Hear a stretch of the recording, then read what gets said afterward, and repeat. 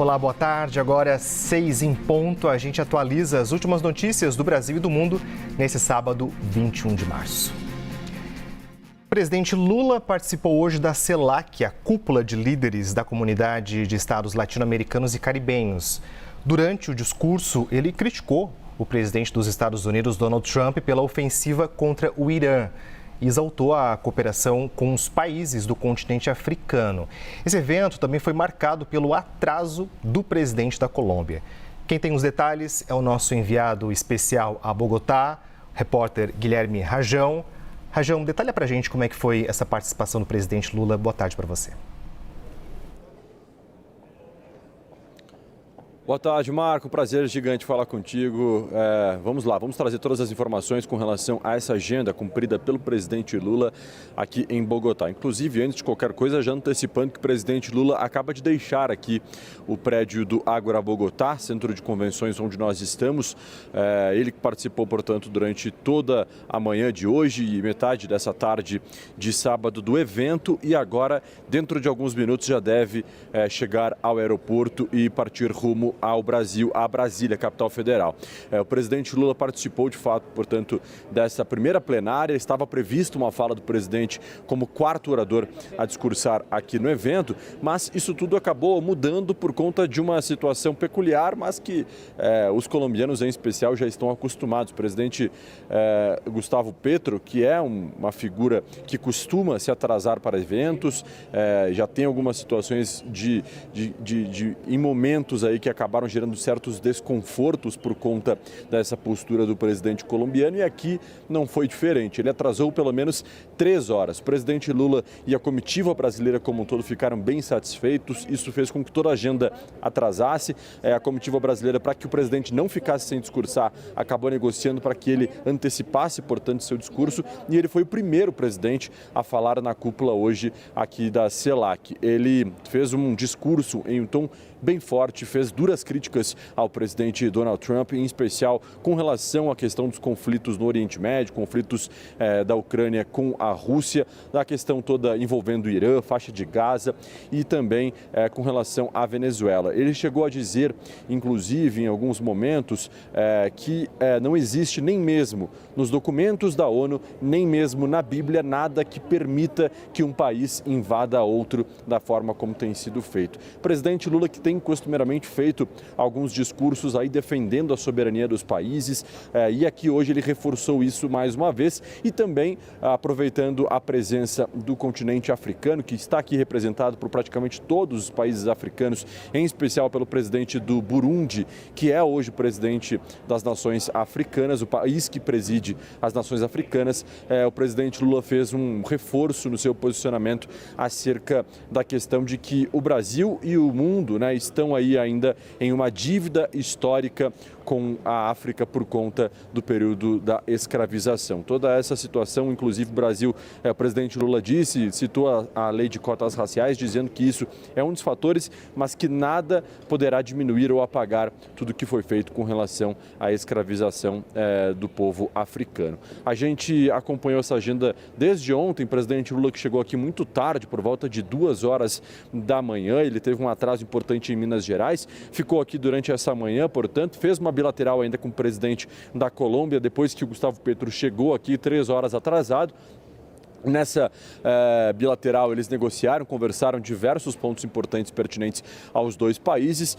O presidente Lula é uma figura que costuma dar bastante espaço para o seu ministro das Relações Exteriores, Mauro Vieira, e ele nesse momento inclusive é quem está nessa cúpula do CELAC que acontece. O presidente Lula nem chegou a participar, nem a entrar na plenária da cúpula do CELAC, que começou há cerca de 15 minutos atrás, e Mauro Vieira é quem vai ler o discurso do presidente Lula, que estava previsto para que ele próprio lesse, mas isso não vai acontecer por conta do atraso nesta agenda. Portanto, cúpula por aqui, pelo menos para o Brasil, para o presidente Lula em especial, encerrada.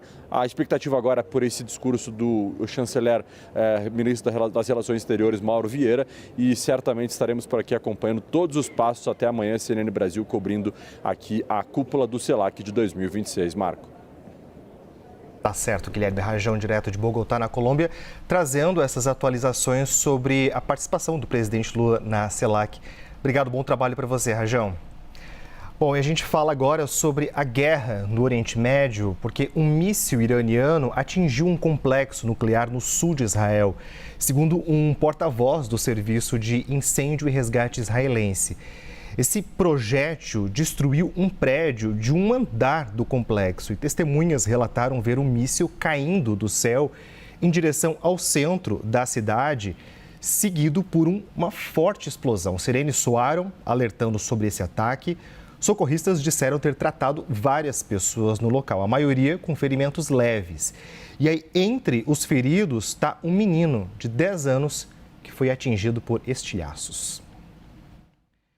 Bom, o banqueiro Daniel Vorcaro, ex-controlador do Banco Master, recebeu hoje a visita do advogado na Superintendência da Polícia Federal em Brasília, onde ele está preso. E a expectativa, nesse momento, é pelo acordo de uma delação premiada com a Polícia Federal e também com o Ministério Público.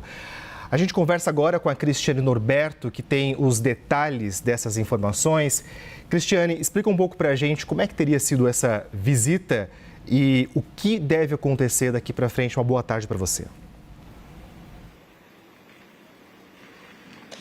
Oi, Marco. Boa tarde para você, para todos que nos acompanham. Pois é, essa foi a primeira visita de um advogado, de Daniel Vorcaro. Então, o Sérgio Leonardo chegou ali na Superintendência da Polícia Federal por volta das 3 da tarde, e saiu agora há pouco, por volta das 5h30 da tarde, logo após, então, encontrar com seu cliente nessa que pode ser o início de uma delação premiada. Pode ser porque ainda não se sabe se, de fato, Daniel Vorcaro vai começar a fazer essa autorização, vai ser autorizado a fazer essa delação premiada. Isso porque ainda depende de alguns trâmites. O que se sabe até o momento é que, na quinta-feira, Daniel Vorcaro topou, começar a possibilidade desse trâmite de uma delação premiada, então saindo da prisão da Papuda, aqui no Distrito Federal, para a Superintendência da Polícia Federal, onde ele assinou um acordo de confidencialidade, que é de praxe, em momentos que pode haver esse tipo de delação. Então ele assinou esse acordo com a Polícia Federal e também com a Procuradoria-Geral da República, que ambos vão ser responsáveis, então, por essa oitiva, se Daniel Vorcaro for, de fato, autorizado a fazer essa delação premiada. Então, esse advogado, que foi hoje, até a superintendência, esteve lá por cerca de 2 horas, ainda não se sabe, não teve nenhuma nota até o momento sobre quais serão os próximos passos, mas o que se sabe, então, é que isso pode significar que Daniel Vorcaro vai estar mais próximo de uma delação premiada. O que empurrou Daniel Vorcaro para isso foi justamente a confirmação da sua prisão preventiva, após diversas derrotas, nas instâncias superiores de seus advogados, pedindo ali para que ele pudesse fazer pelo menos a prisão domiciliar. A Suprema Corte, então, chancelou, especialmente ontem, com um voto do ministro Gilmar Mendes, a maioria para que Daniel Vorcaro mantesse essa prisão preventiva de Daniel Vorcaro. Isso porque a Suprema Corte enxerga, sim, perigo de ter que ele possa acabar invadindo ou qualquer tirando essa parte das investigações, ou seja, corrompendo essas investigações caso ele continue e não esteja preso preventivamente. Mas aí, então, os advogados de Daniel Vorcaro, então, convenceram ele para que possa, então, começar a ter essa possibilidade de delação premiada. Aí, essa pressão, vinda diretamente do Supremo Tribunal Federal, o Gilmar Mendes, ministro, ele foi o último a votar nesse julgamento, que manteve essa prisão preventiva por unanimidade e acompanhou os colegas na manutenção da custódia. Mas não poupou críticas ao ex-dono do Banco Master e também voltou as críticas, na verdade, ao relator do caso, André Mendonça. Gilmar questionou os fundamentos usados para manter o ex-banqueiro preso e o nosso analista Matheus Teixeira traz mais detalhes e analisa, de fato, como que foi esse julgamento, esse voto de Gilmar Mendes ontem. A gente acompanha.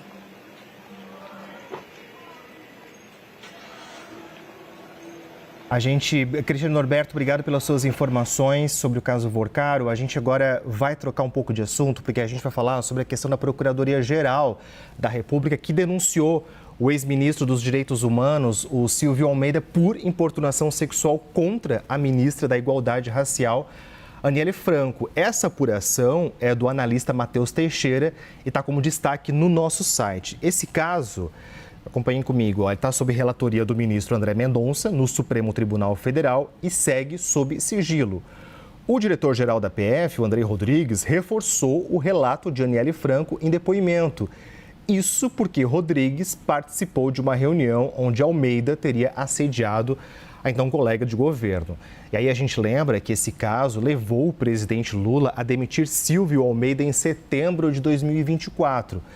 Procurada pela CNN, a defesa do ex-ministro preferiu não se manifestar. O governo vai leiloar os carros de luxo apreendidos com o careca do INSS. Os veículos chegaram ao valor de R$ 2.400.000. O repórter Eli Jonas Maia detalha essa decisão do ministro André Mendonça, do STF. Esse leilão foi autorizado pelo ministro André Mendonça, relator do caso do INSS no Supremo Tribunal Federal, e foi a pedido da Polícia Federal. Esse documento foi enviado ao Ministério da Justiça e agora a SENAD, que é a Secretaria Nacional de Políticas Antidrogas, a pasta responsável por realizar esses leilões de carros de luxo apreendidos com o Antônio Camilo Antunes, o chamado careca do INSS. A Polícia Federal apreendeu os carros dele no ano passado e o aponta como o grande organizador do esquema bilionário de fraudes que apontava e tirava dinheiro de aposentados e pensionistas em contra-cheques do INSS. Há outros carros também que, além de ir para leilão, vão também para a posse da Polícia Federal. Os carros, por exemplo, são Cayenne, Porsche, Lamborghini e também BMW, variando entre R$ 70 mil os valores até R$ 2.500.000. Outros carros, por exemplo, que vão para a vigilância e inteligência da Polícia Federal, chegam a quase R$ 300 mil. Não é usual esses leilões com carros apreendidos antes de uma denúncia do Ministério Público Federal contra o investigado ou ter uma condenação acontecer. Mas, nesse caso, a Polícia Federal pediu com uma justificativa preservar esse bem. Abre aspas em relação ao documento. Há uma consideração e dificuldade de manutenção e uma probabilidade de deterioração e depreciação. Não há data ainda para esse leilão ocorrer no site do Ministério da Justiça, mas já há, com base nesse documento do ministro, essa determinação para que os carros de luxo do careca do INSS vão a leilão. Morreu hoje o ator Juca de Oliveira, aos 91 anos. O velório aconteceu aqui em São Paulo. A nossa repórter Natália Lauxen acompanhou a despedida ao artista. Familiares, amigos e colegas de profissão prestaram o último adeus em uma cerimônia fechada ao público na região central da capital paulista. É um homem das artes, né? Profundamente comprometido com o teatro, com a literatura. Eu tive a honra de ser confrade dele na Academia Paulista de Letras e era fascinante as reflexões que ele fazia sobre os grandes textos brasileiros, sobre os grandes escritores, além de ser um ator extraordinário. Juca de Oliveira tinha 91 anos e morreu na madrugada deste sábado no Hospital Sírio-Libanês, em decorrência de um quadro de pneumonia associado a uma condição cardiológica. A informação foi confirmada pela assessoria do ator, que disse que nos últimos dias a condição do artista era delicada. O sepultamento está previsto para amanhã deste domingo no cemitério do Araçá, também em São Paulo. Juca de Oliveira foi um dos maiores ícones da dramaturgia brasileira, com papéis icônicos na televisão e também no teatro. O Juca foi um pai maravilhoso, eu sou filha única, eu trabalho com teatro, a gente sempre respirou teatro, eu não tenho palavras para agradecer ao meu pai, a gente era muito ligado. E eu tenho uma filha de 4 anos que era apaixonada por ele e eu acho que isso é o maior legado que ele tem. Ela ama teatro, provavelmente ela vai seguir a carreira dele e eu vou ter muito orgulho. Nas redes sociais, os colegas artistas lamentaram também a morte do dramaturgo, ator, diretor Juca de Oliveira. Uma dessas pessoas foi a apresentadora e atriz Adriane Galisteu, ao postar a seguinte mensagem: Juca parte levando com ele mais do que uma história brilhante. Outros artistas, como Ari Fontoura, Débora Bloch, prestaram homenagens ao artista com vasta carreira no teatro, na TV.